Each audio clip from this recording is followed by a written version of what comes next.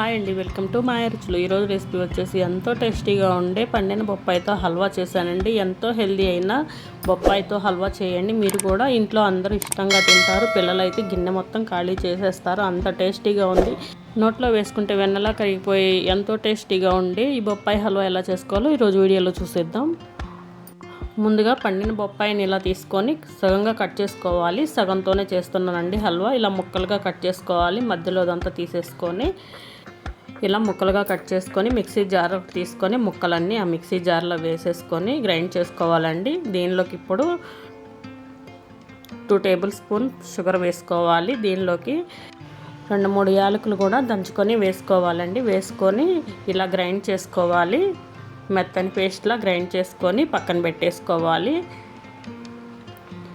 ఇలా మెత్తని పేస్ట్లా గ్రైండ్ చేసుకొని పక్కన పెట్టేసుకొని ఇప్పుడు స్టవ్ మీద ఒక కళాయి పెట్టుకొని 2 టేబుల్ స్పూన్ నెయ్యి వేసుకోవాలండి. ఇలా నెయ్యి వేసుకొని నెయ్యి కరిగాక దీనిలోకి నెయ్యి హీట్ అయ్యాక దీనిలోకి ముందుగా కాజు వేసుకొని ఫ్రై చేసుకోవాలండి.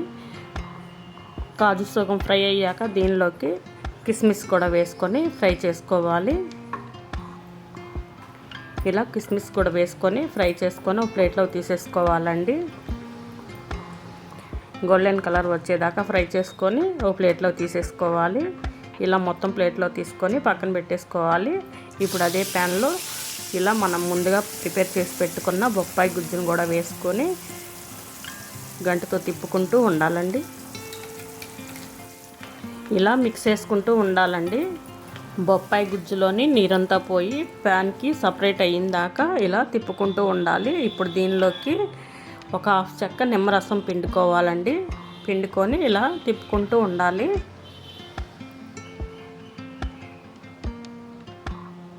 ఇలా బాగా తిప్పుకుంటూనే ఉండాలండి. ఇప్పుడు దీనిలోకి 1 టేబుల్ స్పూన్ నెయ్యి వేసుకోవాలి. ఇలా నెయ్యి వేసుకొని తిప్పుకుంటూ ఉండాలి. ఈ హల్వాలో ఏ ఫుడ్ కలరు వేయవసరం లేదండి. ఎందుకంటే బాగా పండిన బొప్పాయిని తీసుకుంటే దానిలో ఉండే కలరే సరిపోతుంది హల్వా దగ్గర పడిపోయేటప్పటికి. మళ్ళీ ఇంకో టేబుల్ స్పూన్ నెయ్యి వేసుకోవాలండి. నెయ్యి వేసుకొని మళ్ళీ మిక్స్ చేసుకుంటూ ఇలా ఉండాలి. గంటితో బాగా మిక్స్ చేసుకోవాలి. హల్వా అనేది దగ్గర పడిపోతుంది. ఇంకో 2 నిమిషాలు ఇలా తిప్పుకుంటూనే ఉండాలండి, లేదా అడుగు పట్టేస్తుంది. హల్వా దగ్గర పడిపోయింది కదా, ఇలా మిక్స్ చేసుకుంటూనే ఉండాలి. ఇప్పుడు దీనిలోకి డ్రై ఫ్రూట్స్ వేసుకోవాలి. ముందుగా ఫ్రై చేసి పెట్టుకున్న డ్రై ఫ్రూట్స్ వేసుకొని దానిలో ఇంకొన్ని మిక్స్ చేసుకోవచ్చండి. ఇంకా ఏమైనా డ్రై ఫ్రూట్స్ యాడ్ చేసుకొని వేసుకోవచ్చు. నేనైతే సన్ఫ్లవర్ సీడ్స్, పంకిన్ సీడ్స్ కూడా వేసానండి. ఇవన్నీ వేసుకొని సర్వ్ చేసుకుంటే ఎంతో టేస్టీగా ఉండే బొప్పాయి పండు హల్వా రెడీ అయిపోయింది.